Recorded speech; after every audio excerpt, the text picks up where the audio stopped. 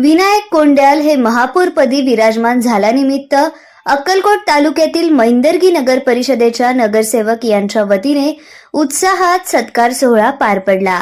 भाजपच्या पक्षनेत्या तथा नगरसेविका सुरेखा होळीकट्टी यांच्या पुढाकारातून बुधवारी सायंकाळी महापौर कार्यालयात हा सन्मान कार्यक्रम आयोजित करण्यात आला।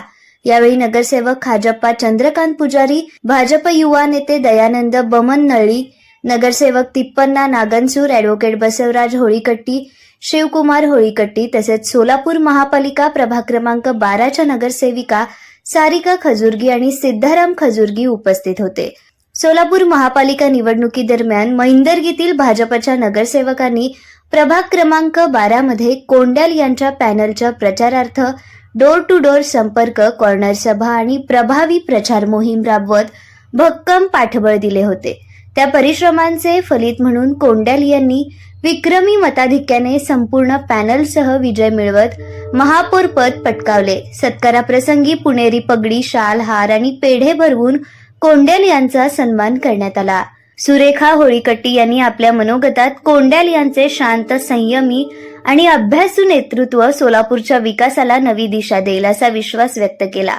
यानंतर महापौर कोंड्याल यांनी मैंदर्गी नगर परिषदेच्या उपस्थितीत नगरसेवकांना सोलापूर महानगरपालिकेतील कामकाजाची माहिती देत सभागृह, स्थायी समिती सभागृह तसेच विविध प्रशासकीय विभागांची पाहणी करून दाखवली।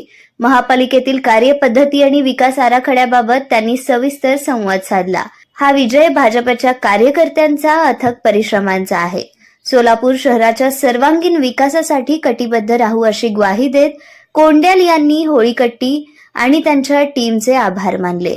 मैंदर्गीच्या विश्वासामुळे सोलापूरचा विकास नवा अध्याय सुरू झाल्याची भावना यावेळी व्यक्त करण्यात आली।